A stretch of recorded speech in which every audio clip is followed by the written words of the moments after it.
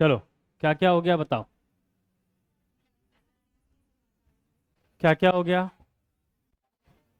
आपको इलास्टिसिटी पता है, प्लास्टिसिटी पता है, स्ट्रेस पता है, स्ट्रेन पता है, स्ट्रेन की यूनिट पता है क्या होती है? कुछ नहीं होती, अभी बोल रहे पता है। अच्छा, यूनिट नहीं होती। चलो, हुक्स लॉ पता है? हुक्स लॉ में ई क्या होता है?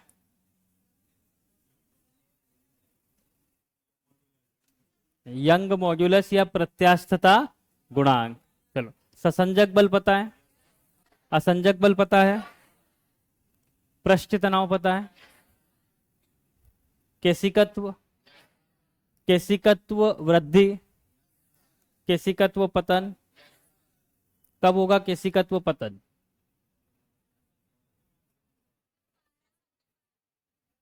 बोलो।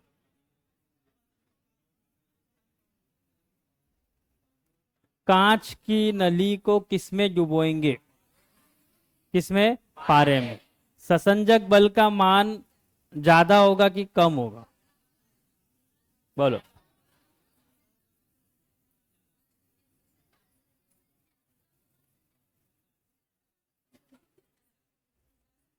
क्या होगा? ससंजक बल ज्यादा होगा कि कम होगा?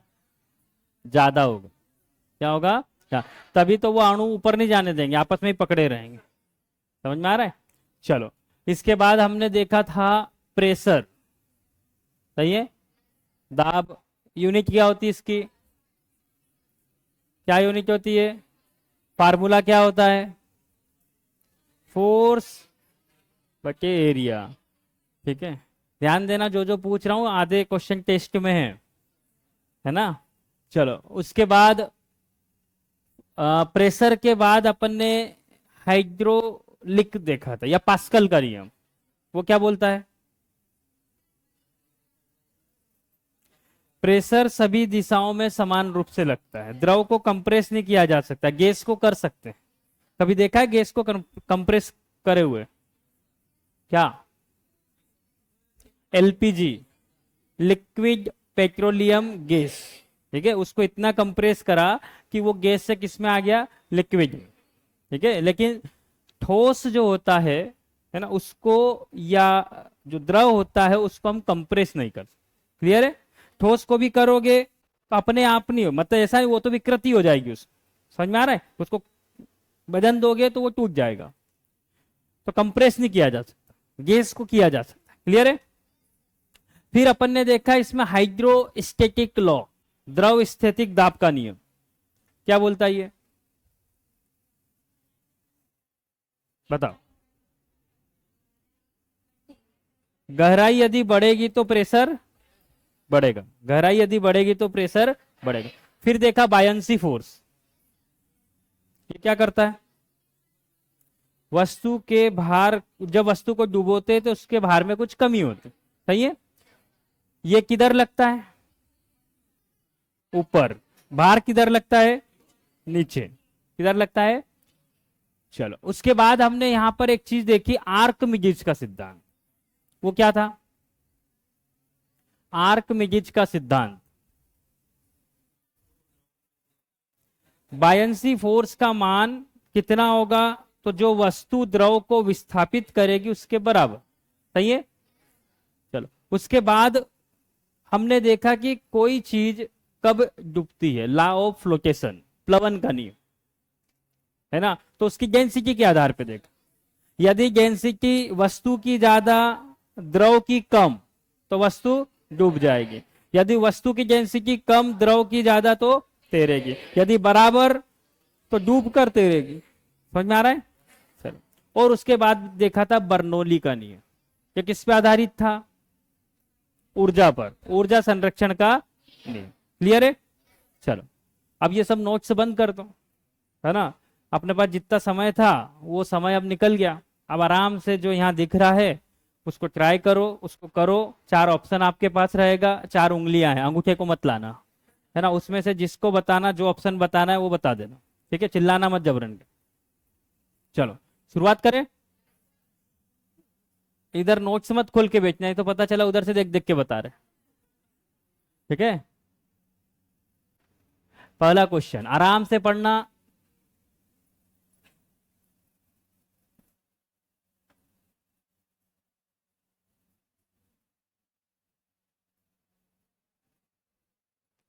दिख रहा है क्या, कि और बड़ा करूं? ठीक है, चलो बताओ। आराम से, चार ऑप्शन है आपके पास, है ना, जबरदस्ती चिल्ला चोट मत करना।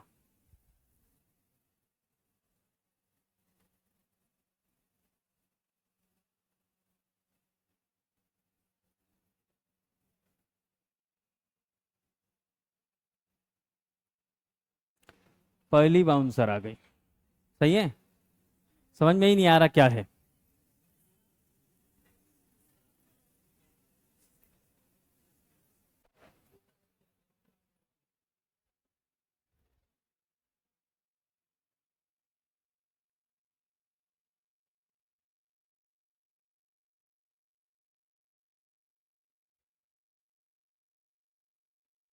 है ना, कंफ्यूजन है, सबके अलग अलग आंसर है।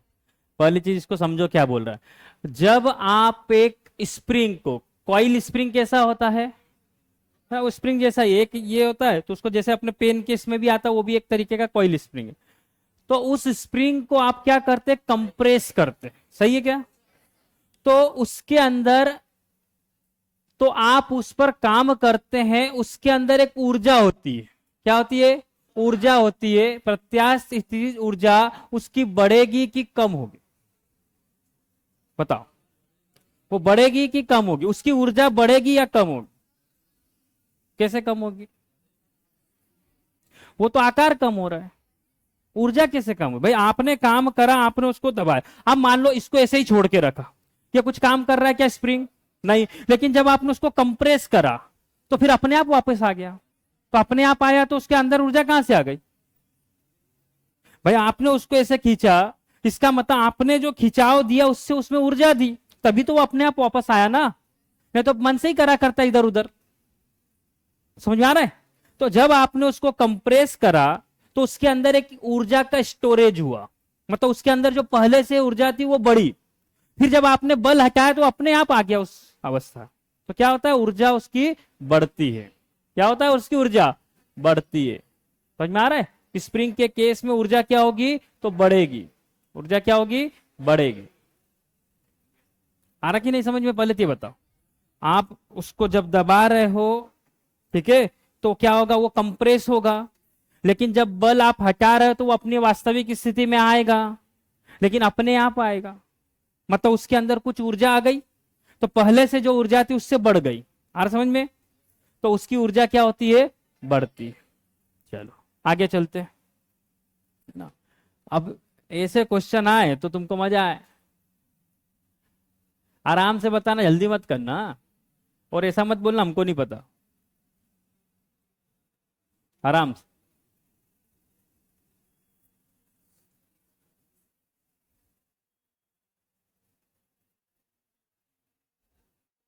हाँ, यदि हिंदी इंग्लिश का लफड़ा हो, तो मैं ये बता दूं, इसको बोलते स्ट्रेन। क्या बोलते हैं, स्ट्रेन।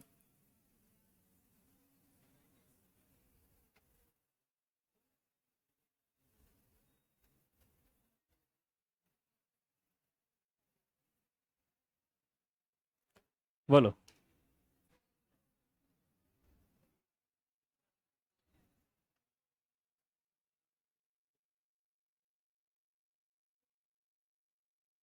क्या फार्मूला होता है स्ट्रेन का?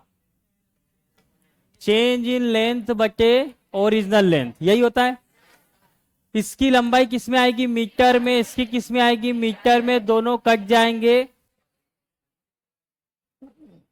कोई इकाई नहीं। समझ में आ रहा है? सही है, इसकी कोई इकाई नहीं होती, इसमें कोई इकाई नहीं होती। तो जब भी कोई विकृति होती है किसी चीज में, तो उसकी इकाई नहीं होती। समझ में आ रहा है? आपने किसी की लंबाई कम कर दी, लंबाई बढ़ा दी, तो उसकी इकाई नहीं होगी, उसके आकार में परिवर्तन होगा, लेकिन उसकी यूनिट नहीं होगी। क्लियर है? चलिए।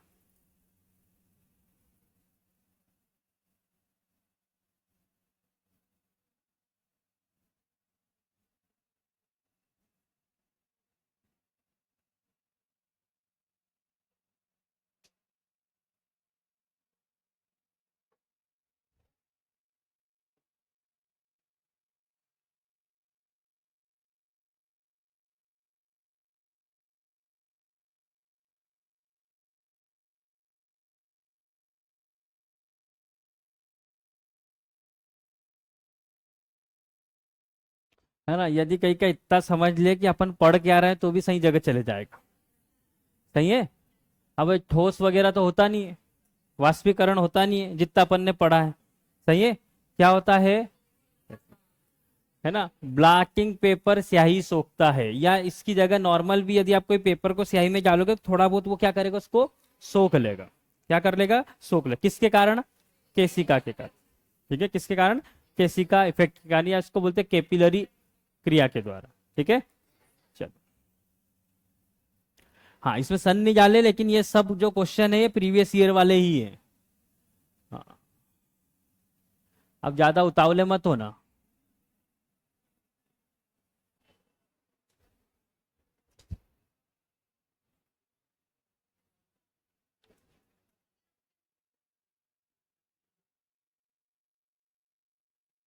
मैं तो ये देख रहा हूं कि उसके बाद भी किसी की उंगली नहीं उठ रही है।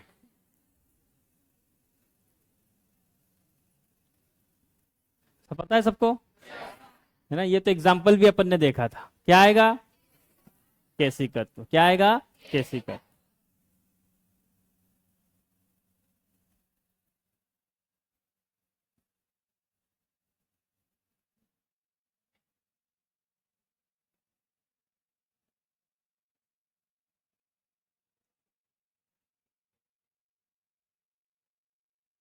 क्वेश्चन को तो आ जान दो, बताओ, ऑप्शन बताओ।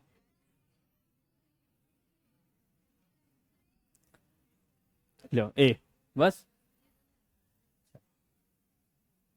आप सिर्फ ये देखो कि जितना आपने पढ़ा है उसको पूछने का तरीका क्या है ना, वो शब्द कैसे बोल रहा है, कैसे पूछेगा वहां पर, उनको संभालो। है ना, आप भी कुछ नए नए शब्द आएंगे, अपने को पता चलेगा कि ऐसे भी पूछा जा सकता है। सही है। जैसे पहला क्वेश्चन था,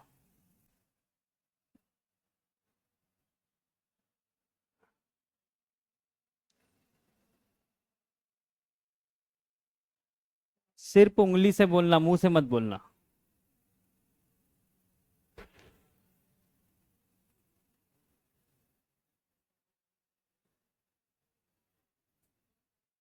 ठीक है, क्या आएगा, ये तो सब जाने पहचाने लग रहे हैं।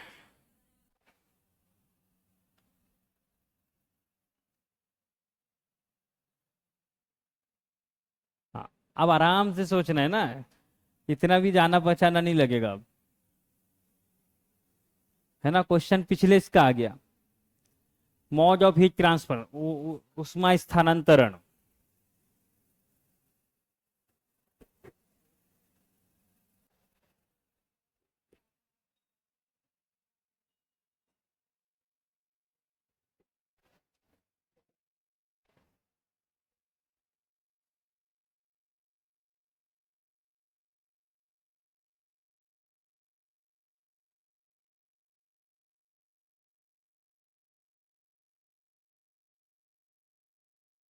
बोलो,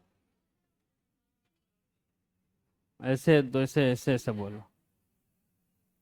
विकिरण किसको बोलते हैं, रेडिएशन किसको बोलते हैं। तीन तरीके से अपन ने देखी उष्मा का ट्रांसफर होता है। कितने तरीके से, तीन तरीके से। एक कंडक्शन, कन्वेक्शन और रेडिएशन। कंडक्शन में क्या होगा, सॉलिड में होगा। किस में होगा, सॉलिड में। कन्वेक्शन में क्या होगा, होगा क्या, नहीं वाष्पीकरण तो इसमें होगा। हाँ, वाष्पीकरण भी हो सकता है। क्या होगा, वाष्पीकरण भी हो सकता है ना। तो कंडक्शन, जैसे कोई आग है ना, तो उसमें अपन ने देखा था कि उसको यदि पानी को गर्म करते हैं, ठीक है, सही है, और उसमें यदि आग में कोई लकड़ी या कुछ लोहे की चीज लगाओगे तो वहां से धीरे धीरे आपको भी महसूस होगा, वो तो कंडक्शन हुआ। पानी में उंगली डाल के देखोगे तो भी पता चलेगा, है ना। और तीसरा देखा था कि वो जो जल रहा है उससे अपने को पता चलेगा, उसको रेडिएशन बोलते हैं। अब ये बोल रहा है कि ये जो रेडिएशन होता है, उष्मा का स्थानांतरण होता है, वो किन किन चीजों पर निर्भर करता है। तो तापमान तो सही है, इसको तो अपन सही मानेंगे, ये तो सबको पता है। अब ये क्या होता है, पिंड की प्रकृति। पिंड किसको बोलते हैं, पिंड किसको बोलते हैं, पिंड मतलब, ये फिजिक्स में पिंड का मतलब होता है वस्तु। पहली चीज तो ये देखो, किस पे, वस्तु। तो वस्तु की प्रकृति पर, कैसे, है ना। तो मान लो कोई ऐसी वस्तु है जिसपे सफेद पेंट करा हुआ और किसी पे काला पेंट करा हुआ है, इससे फर्क पड़ेगा, समझा ना। यदि वो खुरदुरी सतह है कि चिकनी सतह, उस पर फर्क पड़ेगा। तो उसकी प्रकृति पर भी निर्भर करेगा। आ रहा समझ में। अब यदि दो सही हो गए तो फिर तीसरा तो ऑप्शन ही नहीं बचा, है ना। इस पे भी करेगा, उसके पृष्ठीय विस्तार और प्रकार पर। तो क्या आएगा यहाँ पर, उपरोक्त सभी। आंसर क्या आएगा, उपरोक्त सभी, उपरोक्त सभी, है ना। तो ऐसे क्वेश्चन आए तो इनको आप थोड़ा संभाल के रखना, अगली बार आए तो दिक्कत ना हो। क्लियर है, आगे बढ़ते हैं। हाँ, इसको सोच समझ के बोलना है ना, सबको पता है लेकिन फिर भी ऑप्शन सोच समझ के बोलना, पता सबको है, आराम से सोच के बोलना, बाद में चेंज भी नहीं करने देंगे।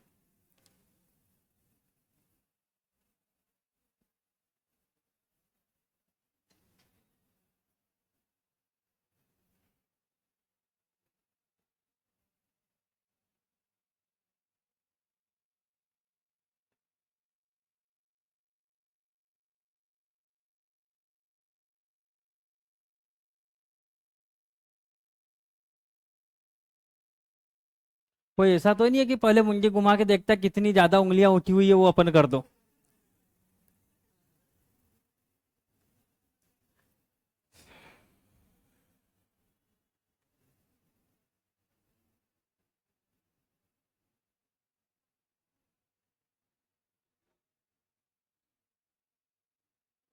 इसमें कम हाथ उठे, है ना।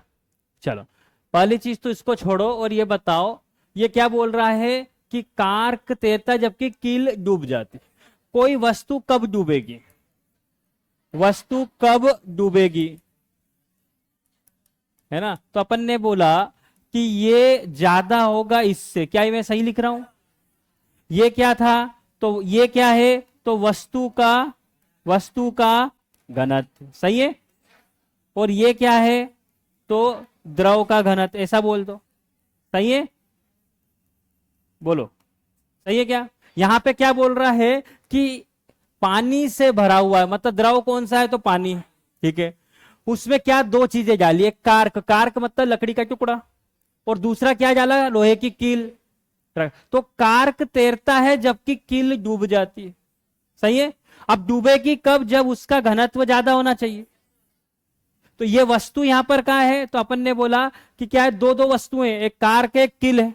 तो किल क्या होती है, डूब जाती है। इसके पीछे का कारण क्या है, तो पहला बोल रहा है कार्क का घनत्व पानी के घनत्व से ज्यादा है। यदि इसका घनत्व ज्यादा होता तो कार्क डूबता, अभी तो ये तैर रहा है, मतलब इसका घनत्व कम है। दूसरा क्या बोल रहा है, लोहे की कील का घनत्व पानी के घनत्व से अधिक है, इसलिए पानी में लोहे की कील डूब गई। क्या ये सही है। अच्छा, तीसरा क्या बोल रहा है, लोहे की कील का द्रव्यमान, ये द्रव्यमान पे डिपेंड नहीं करता, किस पे करता है, घनत्व पे। तो ये दोनों में द्रव्यमान दिया है, दोनों को अभी कैंसिल करो। क्या दिया है, दोनों में द्रव्यमान। ये किस पे डिपेंड करता है, घनत्व, किस पे करता है, घनत्व। समझ में आ रहा है। हाँ, तो कौन सा आएगा, लोहे की कील का घनत्व पानी के घनत्व से अधिक।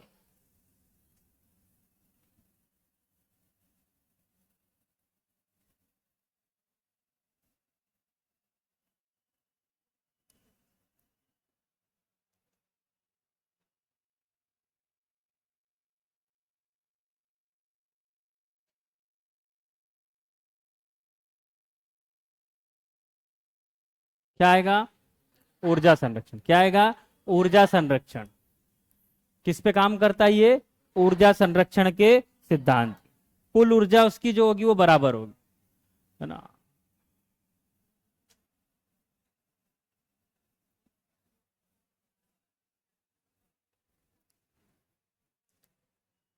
खुलने तो दो।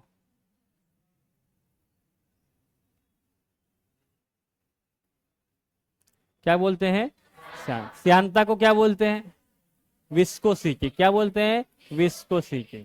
और घर्षण को क्या बोलते हैं, फ्रिक्शन। क्या बोलते हैं, फ्रिक्शन, है ना। तो द्रवों में, जैसे सॉलिड में फ्रिक्शन होता है, वैसे ही द्रवों के अंदर जो गति का विरोध करे उसको श्यानता बोलते।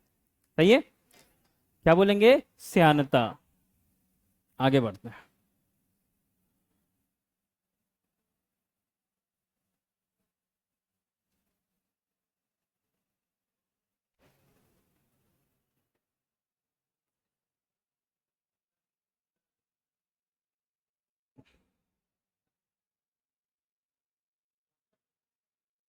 हाँ हाँ, तो जो भी ऑप्शन है मुंह से मत बोलो।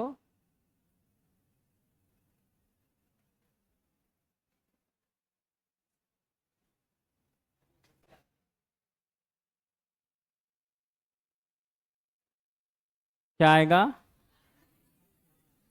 अब पास्कल क्या बोलता है? पास्कल ये बोलता है कि जो प्रेशर लगेगा वो सभी दिशाओं में समान लगे। और आर्किमिडीज जी क्या बोलते हैं कि वो वस्तु कब तैरेगी? तो नीचे का फोर्स जो है, उत्प्लावन बल, उसके बारे में किसने बताया? आर्किमिडीज। कोई वस्तु डालोगे तो कितना उसने द्रव का भार विस्थापित करा, उतना ही वो उत्प्लावन बल लगेगा। तो ये जानकारी किसने दी? आर्किमिडीज ने। किसने दी? आर्किमिडीज। अब ये इसको ही अच्छे से पढ़ लो तो अगले 2-3 क्वेश्चन हो जाए।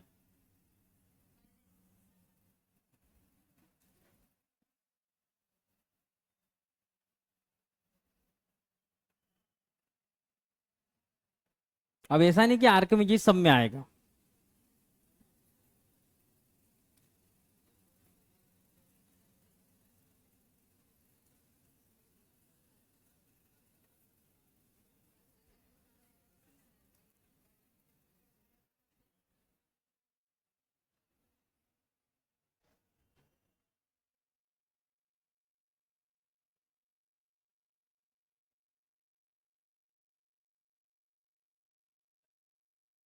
क्या आएगा?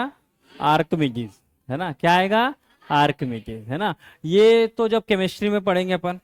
केपलर को अपन पढ़ चुके हैं, ग्रहों की गति के नियम, इनको पढ़। रदरफोर्ड जो है ये भी अपन कब पढ़ेंगे? केमिस्ट्री में। ठीक है, क्या आएगा? आर्किमिडीज।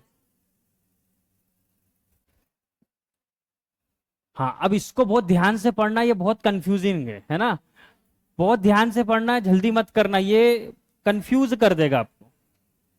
और एक चीज का विशेष ध्यान रखना कि पूछा है कि गलत क्या है, सही नहीं पूछा।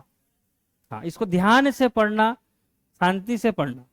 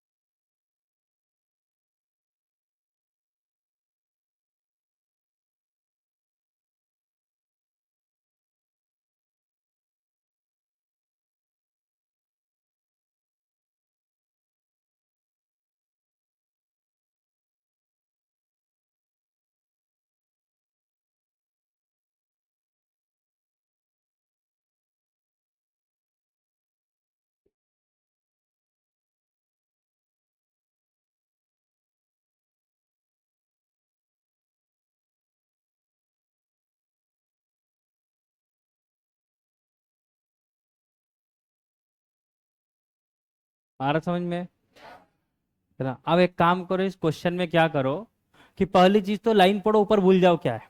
ठीक है, ये बोला यदि उत्प्लावक बल वस्तु के भार से कम हो तो वस्तु डूब जाती। इसका मतलब क्या है कि ये वस्तु जाना चाहती इधर, सही है, और यहाँ का उत्प्लावक बल इसको रोकेगा। यदि ये बोल रहा है ये क्या है, तो उत्प्लावक बल है, ये वस्तु का भार है। यदि उत्प्लावक बल वस्तु के भार से कम हो, यदि ये कम होगा तो वस्तु डूब जाए। तो ये सही है कि गलत है? तो इसको अपन ने बोल दिया कि ये सही है। सही है। चलो दूसरा, यदि उत्प्लावक बल वस्तु के भार से अधिक हो तो वस्तु तैरती है। ये ज्यादा होगा, ज्यादा धक्का देगा तो ये ऊपर ही रहेगी, तो ये भी सही है। सही है। चलो फिर, यदि उत्प्लावक बल वस्तु के भार से कम हो तो वस्तु तैरती है। अभी इसके ऊपर क्या लिखा पूरा पढ़ो, देखो, भार से अधिक हो तो वस्तु तैरती हो, कम हो तो तैरती हो। तो जब इसको सही बोल दिया तो ये क्या होगा? गलत। इसको देखो, यदि उत्प्लावक बल वस्तु के भार के बराबर हो। अब बराबर होगा तो क्या होगा? तो दोनों कंडीशन अप्लाई होगी, वो तैरेगे भी और डूबे, तो डूब कर तैरेगी, तो वस्तु तरल के अंदर तैरती है, तो ये भी सही है, लेकिन पूछा क्या है, गलत, इसलिए आंसर सही कौन सा होगा, कौन सा होगा। तो ऐसे क्वेश्चन में क्या करो कि आप थोड़ा सा यदि हो सके तो उसके ऊपर निशान लगा दो, नहीं तो फिर उसको पढ़ के नीचे आओ तब तक उसको भूल जाते हैं। सही है, चलो आगे।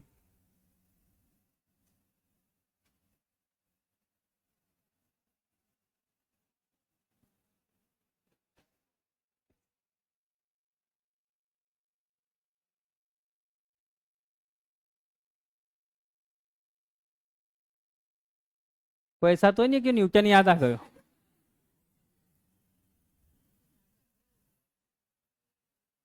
सही है,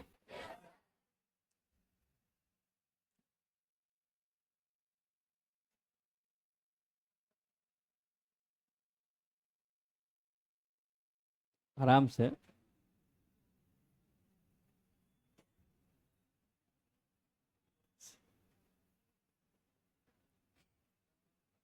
सरल क्वेश्चन आता तो पूछो मत,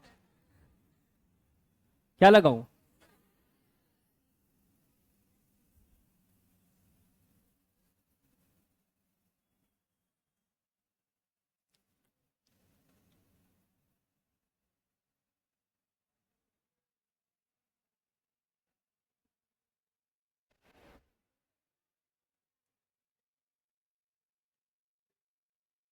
अब समस्या ये है कि इसी चैप्टर का टेस्ट है ना, और नहीं तो यदि पूरा हो जाएगा ना तो फिर सब सोचना पड़ेगा।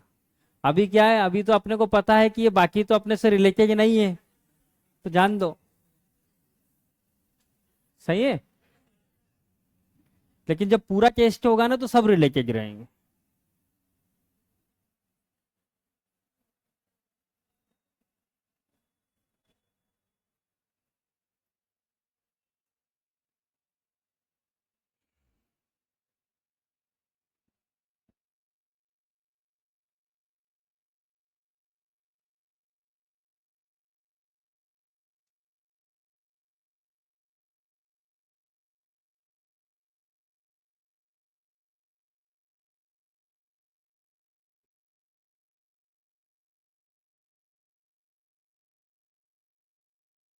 क्या आएगा, है ना, अभी इसकी जगह उत्प्लावन होता तो पहले से ही पता था।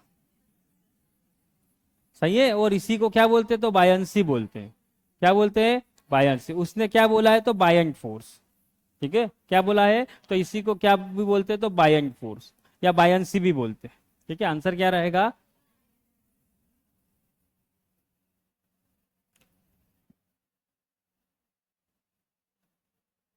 अब यहां पे थोड़ा रुकना, अब गड़बड़ चालू।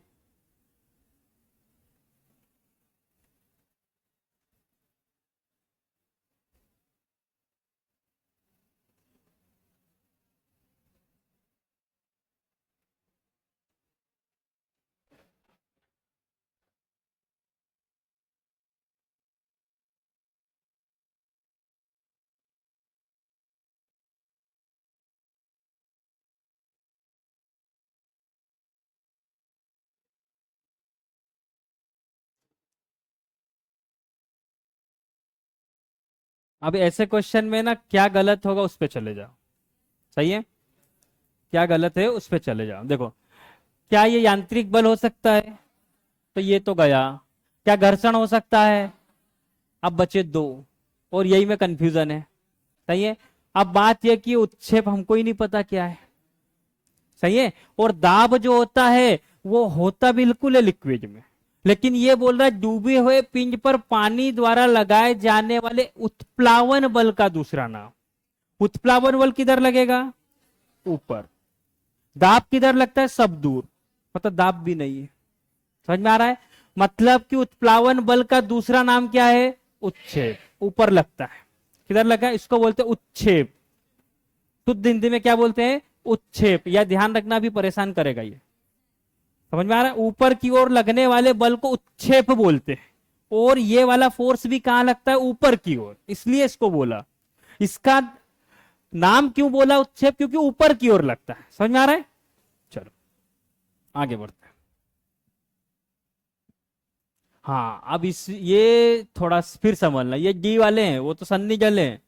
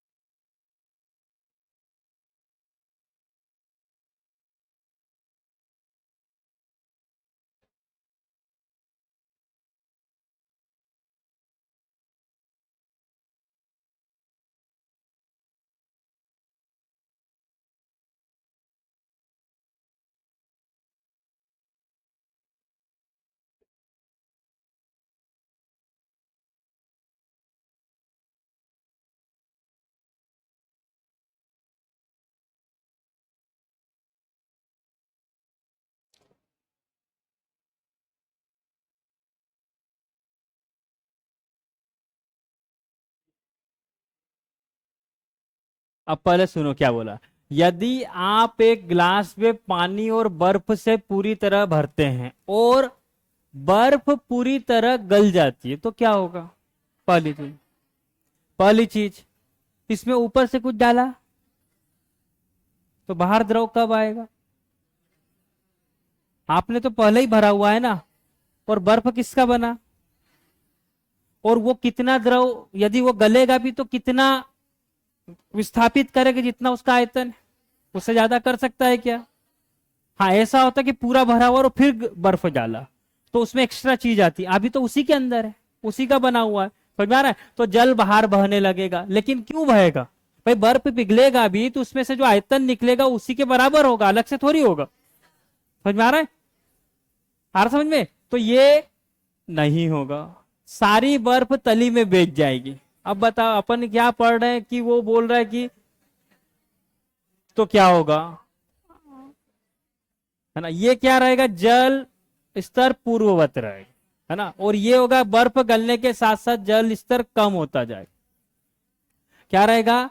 दोनों चीज पानी से बनी है, दोनों में एक ही अणु है। समझ में आ रहा है? उसका आयतन उतना ही है जितना, तो जब ये पिघलेगा तो उतना ही रहेगा। समझ में आ रहा है? हाँ, पूरा भरा हो रहता फिर बर्फ डालते तो कुछ चीज बाहर आती। कितनी आती? कितनी आती? जितना उत्प्लावन बल लगता। सही है? हाँ, तो ऐसे क्वेश्चन को संभालना ये कंफ्यूजिंग है। मतलब आप सही जगह जाके भी फिर कंफ्यूज रहोगे कि सही है कि नहीं है, तो इसको संभालना। चलो देखो आ गया।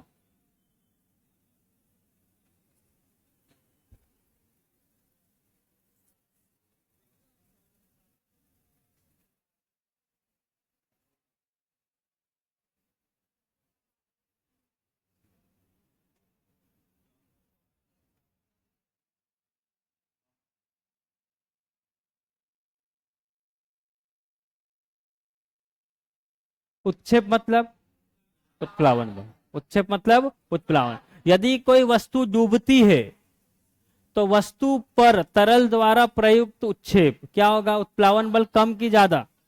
ज्यादा होगा तो डूबने ही नहीं देगा, तो क्या होगा? कम होगा। वस्तु के भार से कम, वस्तु के भार से कम।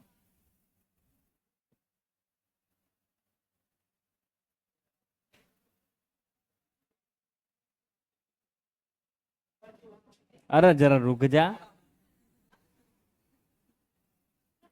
ऑप्शन है तुम्हारे पास, फिर वहां क्या?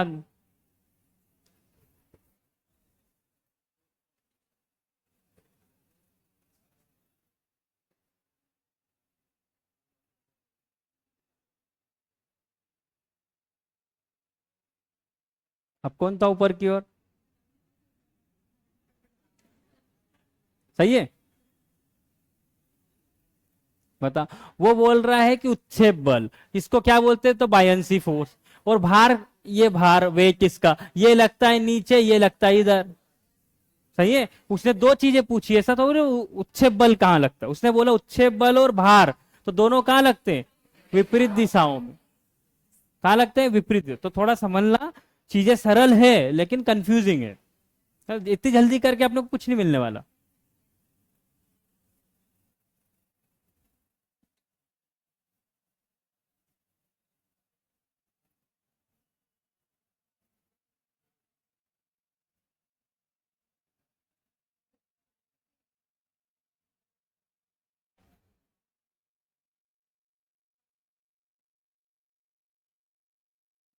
यहां पर खालिस्तान आ गए ना।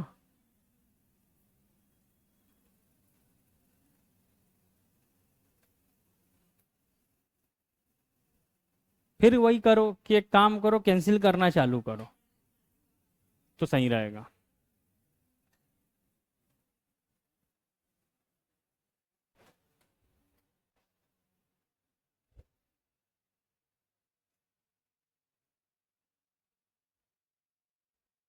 चलो देखो, सबसे पहली चीज है द्रव्यमान पर। द्रव्यमान किसको बोलते हैं? कितनी इसकी मात्रा है, कोई भी वस्तु की मात्रा क्या है उसको द्रव्यमान बोलते हैं। तो वो कम होगा या ज्यादा होगा? समझ में आ रहा है? तो उससे कोई फर्क नहीं पड़ता। आप पता चलो कि एक गिलास पानी लो और कील डुबाओ और इतना सारा पानी लो तो भी कील डूबेगी। समझ में आ रहा है? और वही आयतन भी है, तो कम लो या ज्यादा लो, समझा, इस पे डिपेंड नहीं करेगा। समझा? गर्म कर लोगे तो ऐसा नहीं कि कील अब तैरने लग जाएगी तो भी डूबेगी। किस पे डिपेंड करेगा? उसके घनत्व। किस पे करेगा? उसके घनत्व। ध्यान रखना।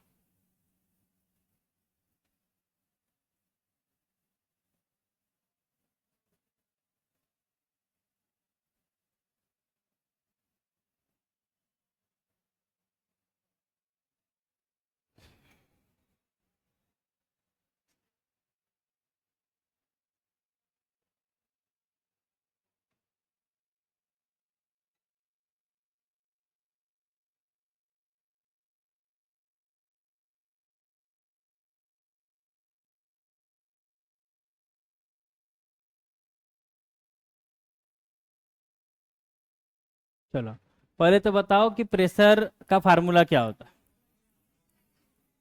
क्या होता है?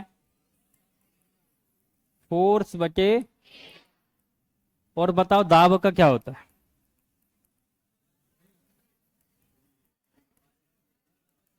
यही होता है।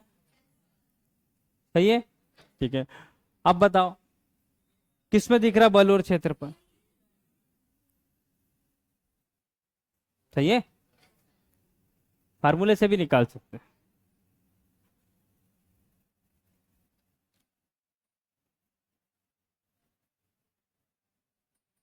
हाँ,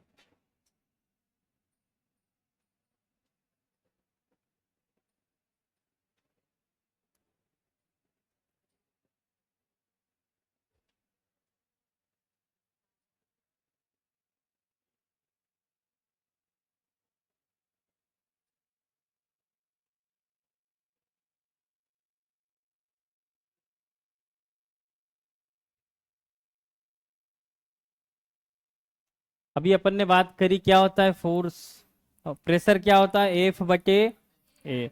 यदि बोल रहा है क्षेत्रफल कम होगा तो ये, तो जैसे जैसे क्षेत्रफल कम होगा तो प्रेशर बढ़े, ये बटे वाली चीज कम होगी तो इसकी वैल्यू ज्यादा आएगी। सही है? तो ये भी अपन फार्मूले से निकाल सकते। तो क्या आएगा? क्या आएगा? अधिक। हाँ, लो।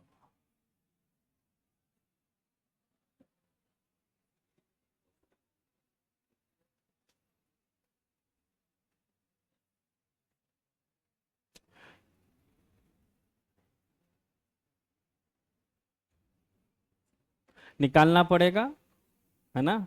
ऐसे नहीं तुम सोचो कि ऐसे ही हम सोच साच के बोल दे तो संभव नहीं।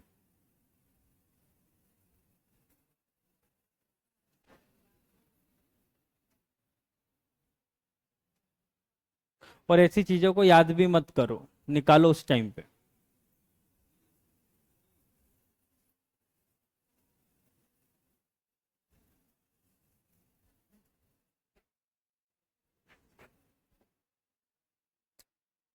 बोलो।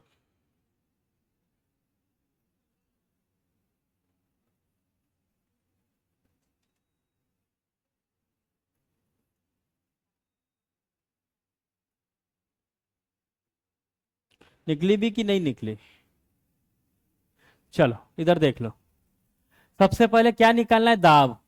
तो प्रेशर क्या होता है? यही होता है। चलो, फोर्स की यूनिट न्यूटन। फोर्स की क्या यूनिट होती है? फोर्स की यूनिट क्या होती है? बस न्यूटन। हाँ, और एरिया की मीटर स्क्वायर। सही है? हाँ, लेकिन अब फोर्स की एक और, अब इससे एन का तो हमको पता ही नहीं, इसको इसकी विमा क्या होती है। तो फोर्स की एक और यूनिट होती है, फोर्स होता है मास इंटू एक्सेलरेशन। तो मास मतलब केजी और एक्सेलरेशन मतलब मीटर सेकेंड स्क्वायर, ऐसा बोल सकते हैं। इसको यहां रखो तो ये क्या आएगा? तो केजी मीटर, है ना, इधर का सेकेंड स्क्वायर इधर आया और ये मीटर स्क्वायर। सही है क्या? इससे ये कट गया, क्या बचा? तो केजी बचा। सही है? बटे में क्या बचा? तो सेकेंड का स्क्वायर। सही है? और ये क्या बचा? एक मीटर। केजी का मतलब, केजी काय में नापते हैं? मास m, सही है।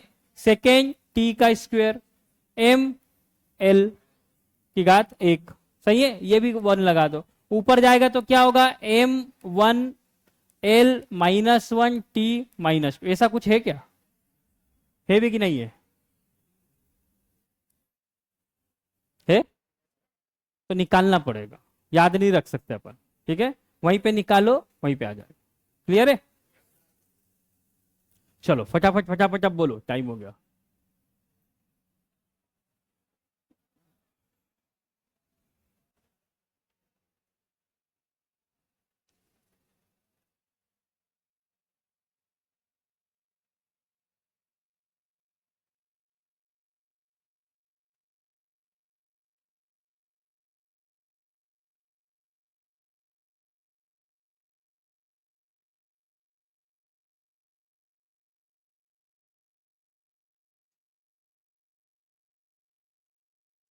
क्या नहीं हो सकता उसको कैंसिल कर दो, टेंशन खत्म। अपने को पता है दाब का फार्मूला क्या है, फोर्स बटे एरिया। चलो ये बोल रहा है द्रव्यमान और त्वरण होता है क्या, छोड़ो। भार प्रति इकाई आयतन, वॉल्यूम तो आता ही नहीं है। चलो द्रव्यमान प्रति इकाई आयतन आता ही नहीं उसमें। अब प्रणोद क्या, मतलब ये कहीं ना कहीं बल को बोलते होंगे। इससे अपने को पता चला बल को और क्या बोलते हैं, समझ में आ रहा है। तो कुछ ऐसे शब्द भी आएंगे, तो प्रणोद किसको बोलते हैं, बल को, या थ्रस्ट, वो भ्रष्ट नहीं, थ्रस्ट है वहां पे, क्या आएगा, थ्रस्ट, हाँ। चलो ये तो उम्मीद है कि फटाक से बता दोगे। द्रव स्थितिक दाब का नियम,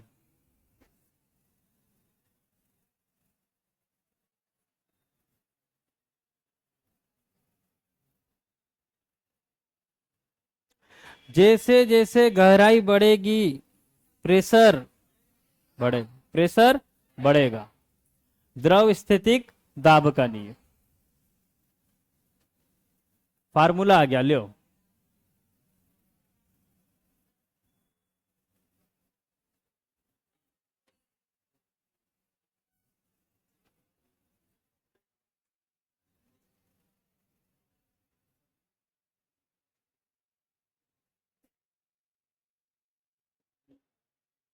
क्या आएगा, ये वाला, पक्का?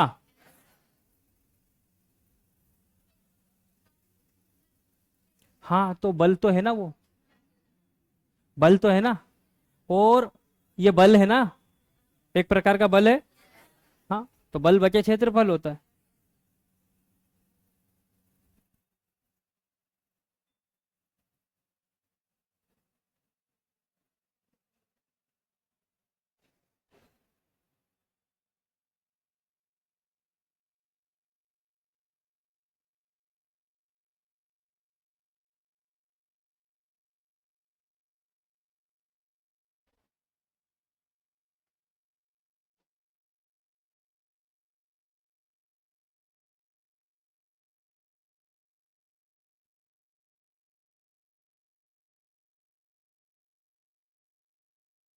क्या होता है, तो भार की तुलना में अधिक, प्रेशर क्या होता है, भार की तुलना में अधिक, इसलिए जितना ज्यादा ऊपर जाएंगे तो प्रेशर वहां पे बढ़ते जाता है, प्रेशर क्या होता है, बढ़ते जाता है, इसलिए वहां पे ऑक्सीजन का लेवल भी कम होते जाता है, तो फिर सिलेंडर वगैरह लेकर जाते हैं। ज्यादा ऊपर जाएंगे तो, या समुद्र में भी नीचे जाएंगे तो बढ़ेगा प्रेशर।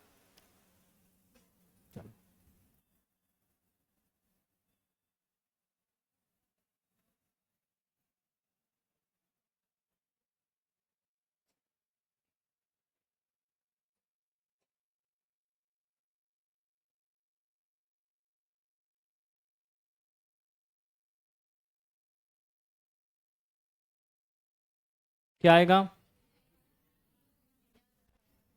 अपन ने लिखा था पानी का घनत्व क्या था, तो लिखा था 1000 kg मीटर क्यूब। तो मीटर क्यूब को बोलते हैं घन, घन मतलब क्यूब, तो मीटर क्यूब मतलब घन मीटर।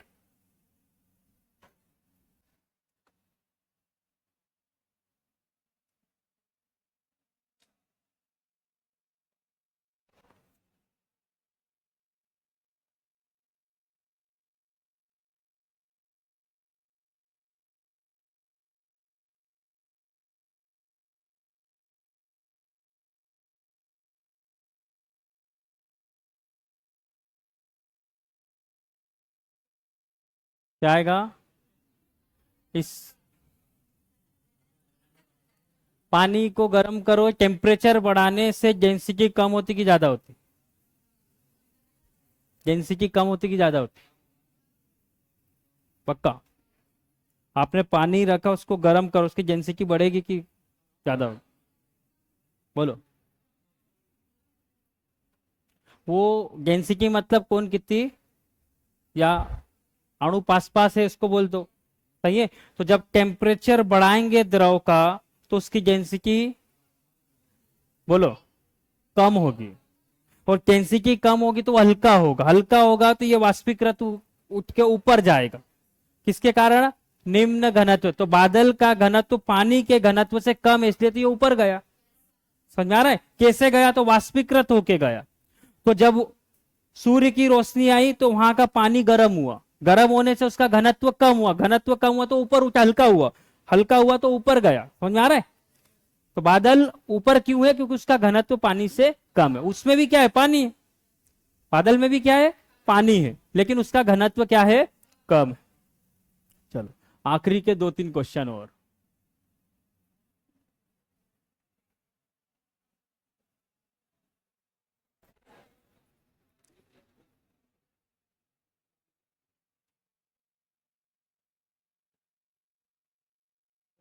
क्या आएगा?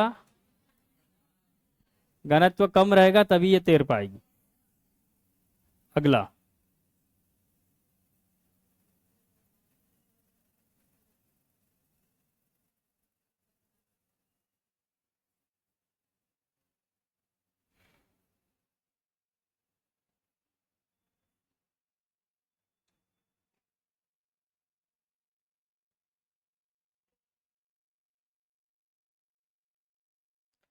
यही क्वेश्चन ऐसा कैसा पहले भी आया था, लेकिन वहां थोड़ा सा फर्क था, यहाँ थोड़ा सा फर्क है ना। आपको संभल के सोचना है चीज, है ना।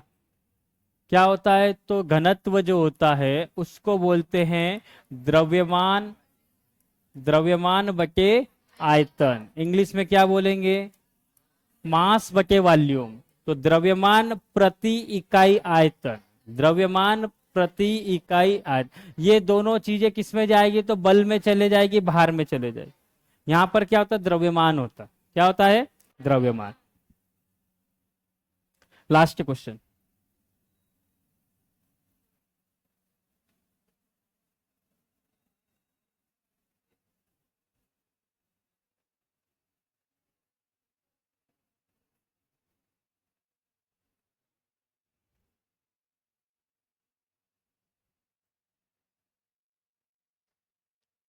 अधिकतम गतिज ऊर्जा किसमें होती है? गैस में। किसमें होती है? गतिज ऊर्जा। किसके अणु कितनी गति कर रहे हैं? तो ठोस के सबसे कम, द्रव के उससे ज्यादा, और गैस के सबसे ज्यादा। ठीक है। तो अधिकतम गतिज ऊर्जा किसमें होती है? गैस। अरे एक और बचा।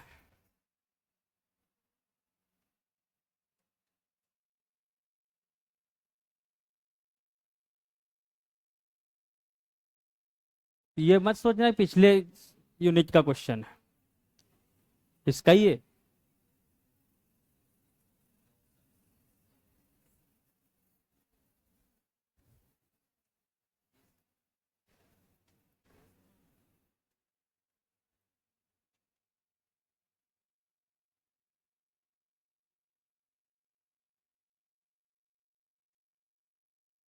काइनेटिक एनर्जी, जब अणुओं की गतिज ऊर्जा क्या हो जाए?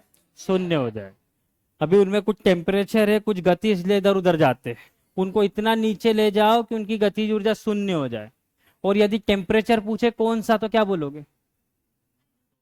0 केल्विन। सेल्सियस में -273। चलो यहां तक के क्वेश्चन हो गए, इनको एक एक बार देखते रहना। ठीक है? समझ में आ रहा है? चलो इसको स्कैन करो।